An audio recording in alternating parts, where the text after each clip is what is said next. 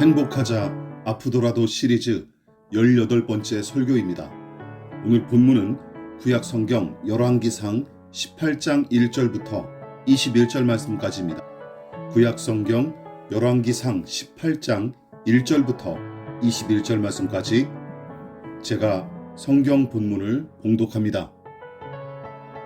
많은 날이 지나고 제3년에 여호와의 말씀이 엘리야에게 임하여 이르시되 너는 가서 아합에게 보이라.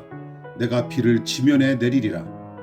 엘리야가 아합에게 보이려고 가니 그때에 사마리아의 기근이 심하였더라. 아합이 왕궁 맡은 자 오바댜를 불렀으니 이 오바댜는 여호와를 지극히 경외하는 자라. 이세벨이 여호와의 선지자들을 멸할 때에 오바댜가 선지자 100명을 가지고 50명씩 굴에 숨기고 떡과 물을 먹였더라. 아합이 오바댜에게 이르되 이 땅의 모든 물 근원과 모든 내로 가자. 혹시 꼴을 얻으리라.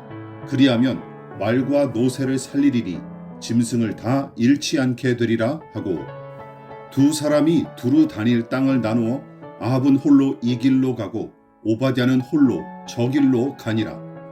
오바댜가 길에 있을 때에 엘리야가 그를 만난지라. 그가 알아보고 엎드려 말하되 내 주 엘리야여 당신이니이까? 그가 그에게 대답하되 그러하다. 가서 내 주에게 말하기를 엘리야가 여기 있다 하라.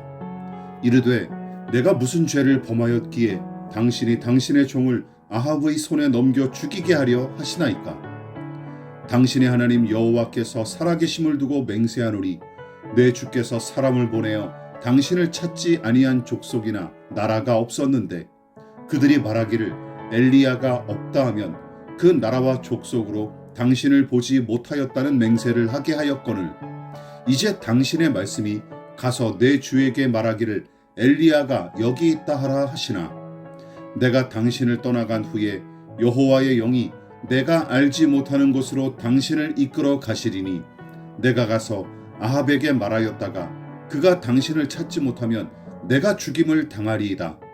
당신의 종은 어려서부터 여호와를 경외하는 자라. 이세벨이 여호와의 선지자들을 죽일 때에 내가 여호와의 선지자 중에 100명을 50명씩 굴에 숨기고 떡과 물로 먹인 일이 내 주에게 들리지 아니하였나이까? 이제 당신의 말씀이 가서 내 주에게 말하기를 엘리야가 여기 있다 하라 하시니 그리하면 그가 나를 죽이리이다. 엘리야가 이르되 내가 섬기는 만군의 여호와께서 살아계심을 두고 맹세하노니 내가 오늘 아합에게 보이리라. 오바댜가 가서 아합을 만나 그에게 말하매 아합이 엘리야를 만나러 가다가 엘리야를 볼 때에 아합이 그에게 이르되 이스라엘을 괴롭게 하는 자여 너냐? 그가 대답하되 내가 이스라엘을 괴롭게 한 것이 아니라 당신과 당신의 아버지의 집이 괴롭게 하였으니 이는 여호와의 명령을 버렸고 당신이 바알들을 따랐음이라. 그런즉 사람을 보내 온 이스라엘과 이세벨의 상에서 먹는 바알의 선지자 450명과 아세라의 선지자 400명을 갈멜산으로 보아 내게로 나오게 하소서. 아합이 이에 이스라엘의 모든 자손에게로 사람을 보내 선지자들을 갈멜산으로 모으니라. 엘리야가 모든 백성에게 가까이 나아가 이르되 너희는 어느 때까지 둘 사이에서 머뭇머뭇하려느냐? 여호와가 만일 하나님이면 그를 따르고 바알이 만일 하나님이면 그를 따를지니라 하니 백성이 한마디도 대답하지 아니하는지라. 행복하자 아프더라도 시리즈 18번째 설교는 불신앙의 세상을 사는 신자의 고통이라는 제목으로 함께 말씀의 은혜를 나누도록 하겠습니다. 본문은 기원전 869년부터 850여 년까지 북이스라엘을 다스렸던 아합 왕과 그의 아내 이세벨 그리고 아합 왕의 측근이었던 오바댜와 구약의 선지자들을 대표하는 엘리야에 관한 이야기입니다. 솔로몬 왕이 죽고 나서 그 뒤를 이어 르호보암이 왕위를 물려받았는데 아버지 솔로몬 때 성전과 왕궁 건축으로 지친 백성을 위하기는커녕 더욱 매서운 정책을 펴서 백성의 반감과 원성을 사게 됩니다. 그래서 급기야 유다와 베냐민 지파를 제외한 10개의 지파가 르호보암의 다스림을 거절하고 여로보암이라는 사람을 내세워서 그를 지지하여 북이스라엘의 왕으로 세웁니다. 결국 르호보암의 미련한 선택과 잘못된 정책으로 남유다와 북이스라엘로 이스라엘 나라가 두 쪽이 나게 되는 것이죠. 이때부터 여호와 하나님을 유일신으로 경배하고 그분의 율법을 따라 사는 독특한 신정국가로서의 정체성도 본격적으로 흔들리기 시작합니다. 그나마 남유다는 몇몇 경건한 왕들이 하나님의 뜻에 부합한 나라를 세우려고 나름대로 애쓴 적이 있었기에 그나마 다행이지만, 그러나 북이스라엘의 사정은 매우 심각했습니다. 남유다와 정치적으로 분리됐을 뿐만 아니라 하나님을 섬기는 신앙도 분리하는 잘못을 저지르죠. 게다가 북이스라엘의 초대 왕인 여로보암은 급기야 베델과 단에 두 금송아지 상을 세워 북이스라엘 백성에게 우상 숭배를 부추기는 우를 범합니다.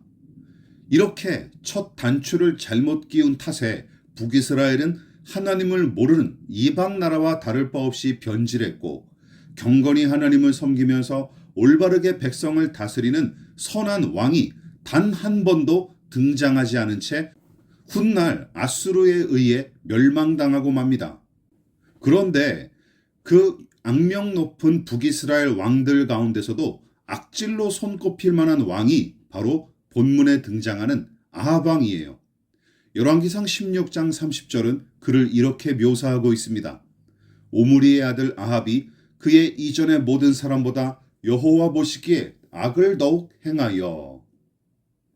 아합은 아버지 오므리 왕에 이어 북이스라엘의 7번째로 왕위에 오른 인물입니다. 당시 남유다는 여호사밧이란 경건한 왕이 다스렸고, 북이스라엘의 아합 왕은 베니게와 국교를 맺어 나라의 안정을 도모하려는 의도로 시돈 왕 엣바알의 딸 이세벨을 왕비로 삼습니다. 그런데 아합 왕이 이세벨과 혼인한 이후로 북이스라엘의 배교와 우상숭배의 정도는 더더욱 심각해지죠. 왕비가 열렬한 바알과 아세라 숭배자였고, 거기 더하여 아합 왕을 꼬드겨서 우상숭배를 부추겼기 때문입니다. 아예 수도인 사마리아에 바알신의 신전을 건축하여 제사했고, 심지어 아세라 상까지 만들어서 모든 백성이 섬기도록 조치하기에 이르죠. 그 내용이 16장 31절과 33절까지의 내용에 기록되어 있습니다. 이처럼 왕이 바알과 아세라를 북이스라엘의 신으로 예배하도록 왕명을 내렸으니 도리어 여호와 하나님을 섬기거나 율법을 따르는 것이 불의하고 불법한 일로 전락해버린 것이죠. 거기 더하여 여호와 하나님을 섬기는 선지자들과 백성을 잔인하게 핍박하기에 이릅니다.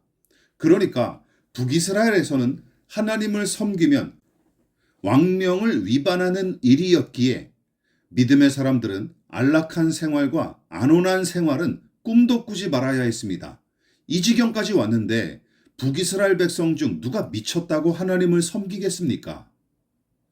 여러분, 물속에서 사람과 물고기가 시합하면 누가 이길까요? 지금까지 알려진 바로는 도세치가 바다에서 가장 빠른 물고기라고 합니다.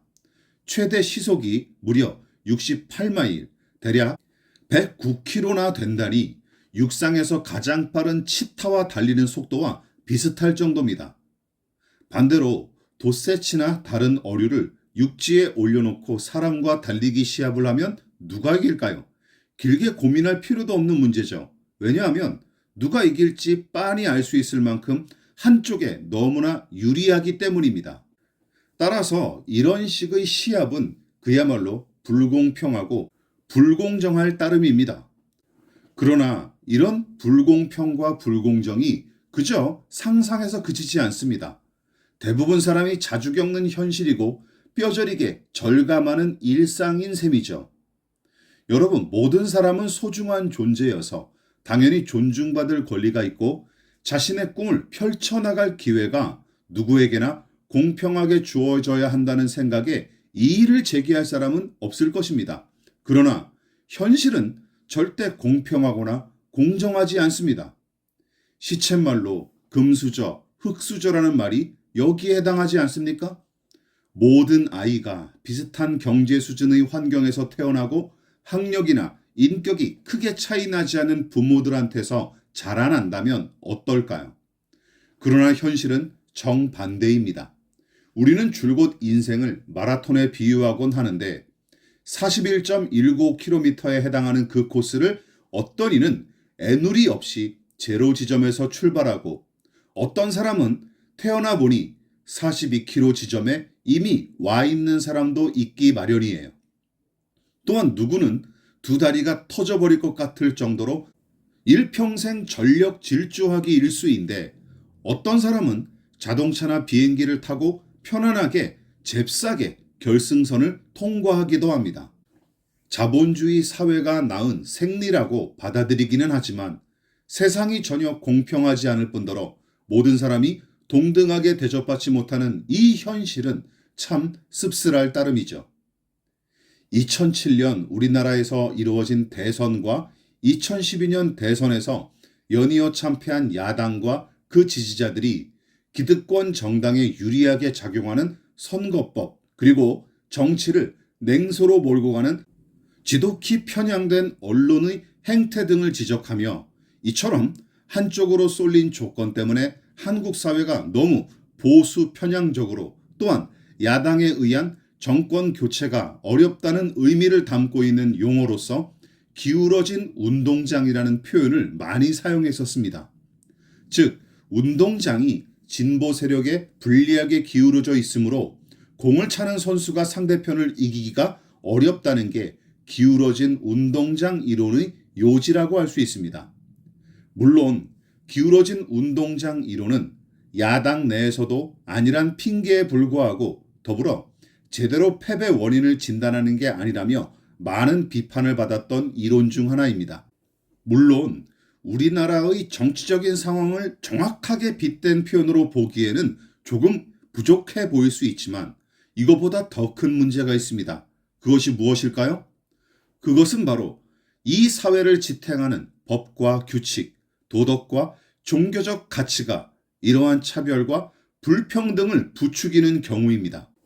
올바른 법이 제정되었을지라도 그 법을 제대로 적용하지 않거나 혹은 법이나 그 사회의 가치관과 풍습 자체가 잘못된 내용을 바탕으로 하기도 하죠.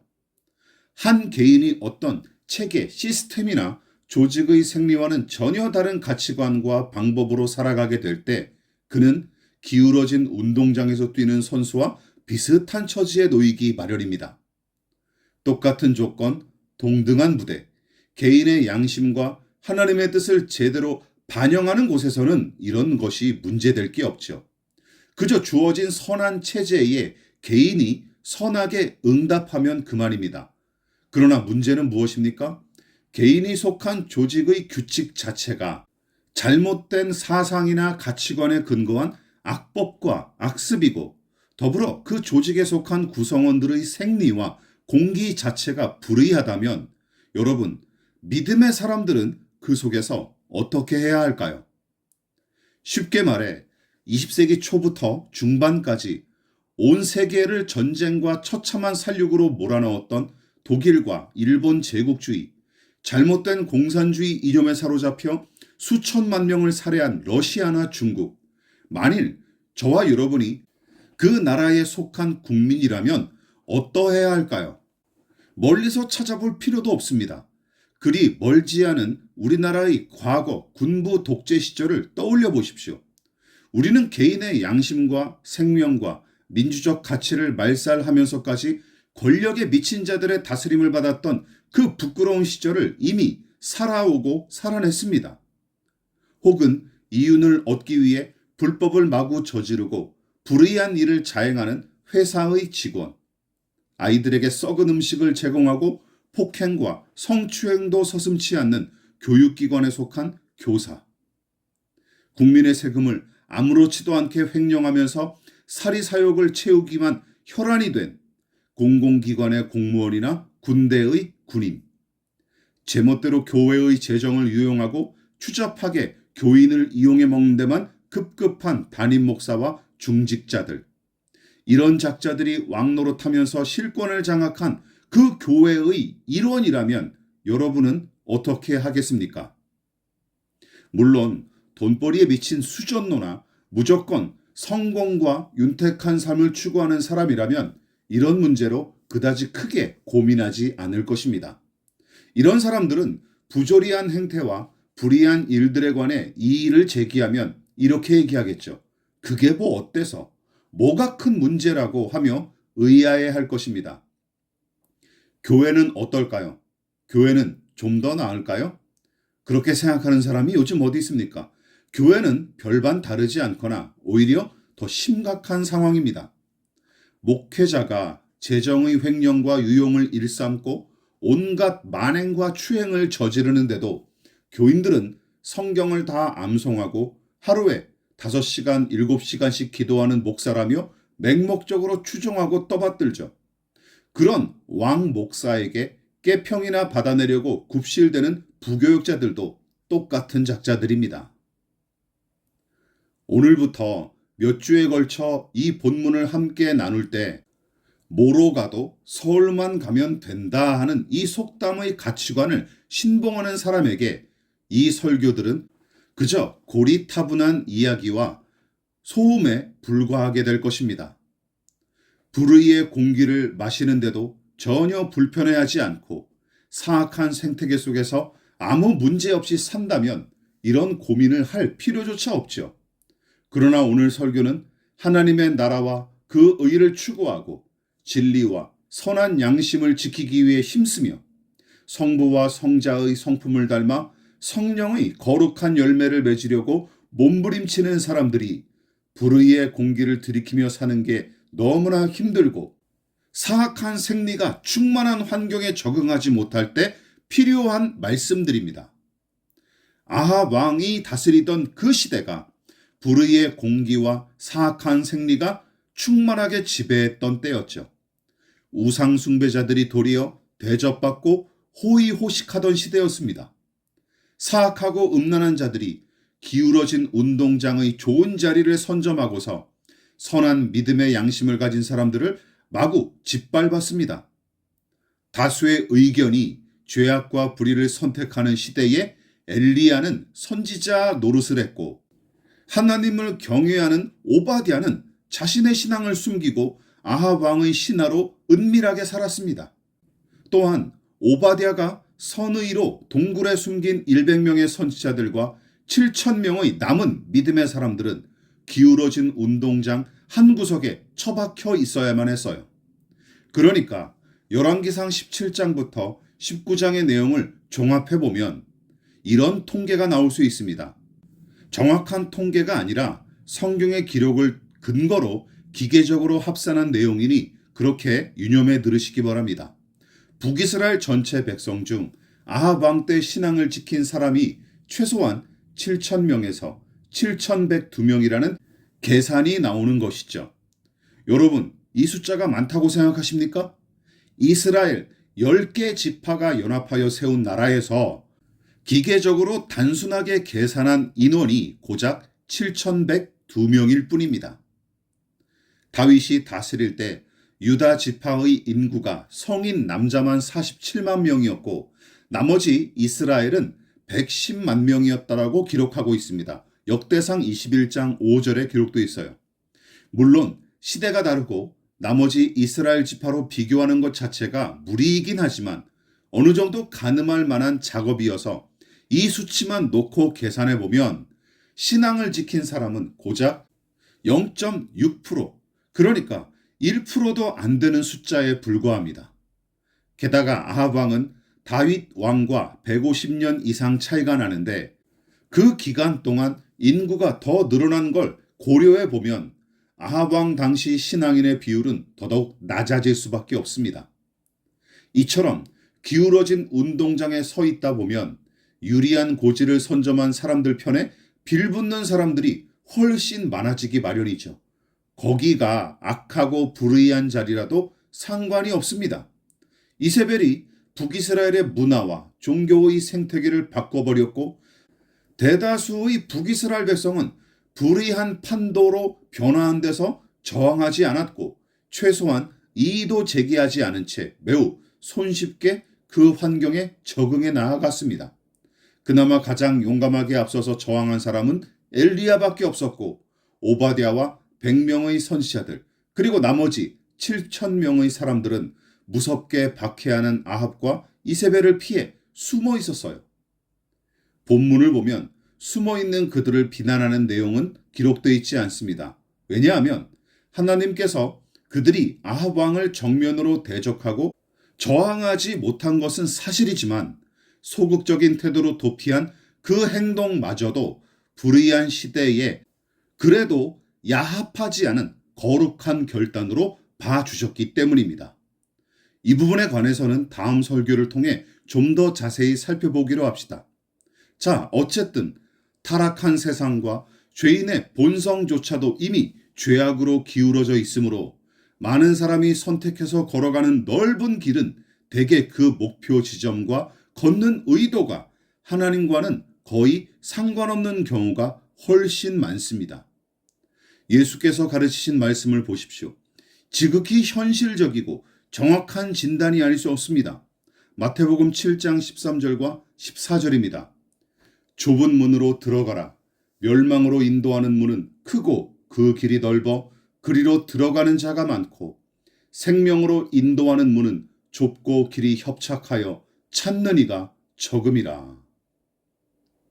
생명으로 들어가는 문은 좁고 거기로 가는 길 역시 좁다고 하신 말씀이에요. 편안하고 쉽게 갈 수 있는 길이 절대 아니라는 뜻입니다. 그래서 좁은 문과 좁은 길을 찾는 자가 적다고 진단하고 계시죠. 그런데 멸망의 문은 드나들기가 좋을 만큼 넉넉하고 거기를 향해 가는 길 역시 평탄하고 넓어서 찾는 사람이 많다고 합니다. 왜냐하면 사람들은 나그네 길 같은 인생의 끝에 무엇이 기다리고 더불어 삶의 마지막 관문을 지나면 어떤 세계가 있을지 그리고 내게 주어진 이 길을 어떻게 걸어야 할지에 관해서는 거의 관심이 없기 때문이에요.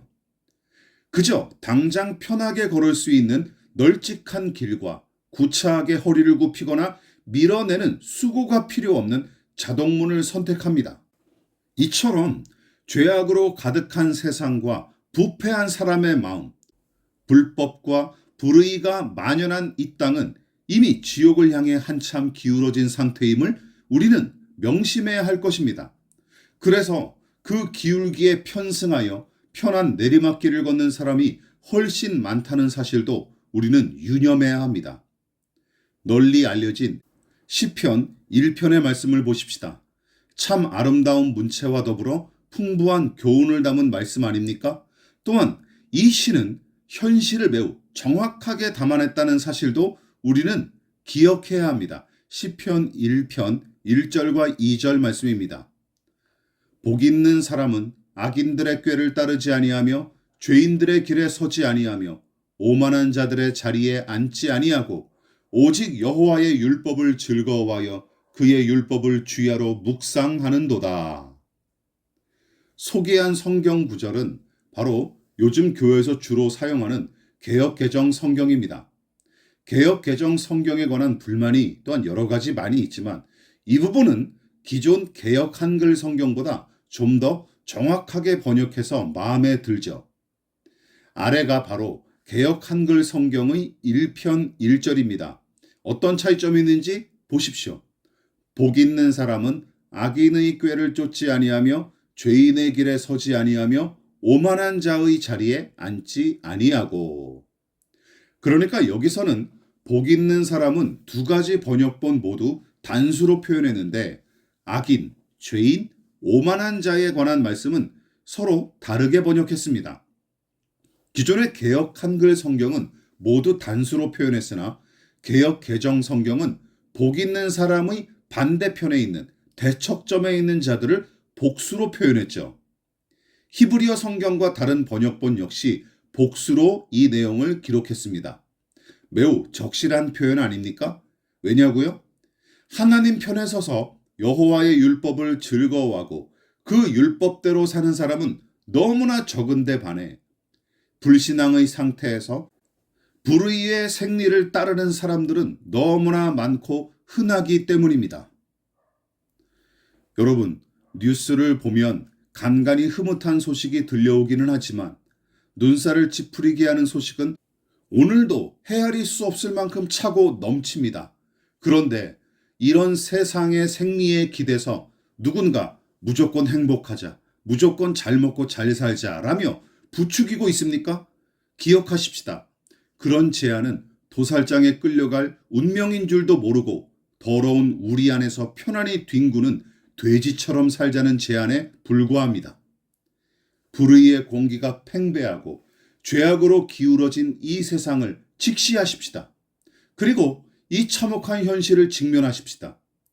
눈 가리고 귀 막고 코를 틀어막은 채 가짜 행복에 사로잡혀 살지 마십시다. 이 세상이 공평하고 누구나 공정한 대접을 받는다는 말이 허황한 것임을 아는 순간 그때부터 인간은 비로소 철이 들고 좀 더 세상을 객관적으로 바라볼 수 있는 길에 들어선 것이죠. 또한 거기서 좀 더 성숙한 사람은 바로 내 마음과 생각도 죄악과 불의로 기울어져 있다는 사실을 깨닫기 마련입니다.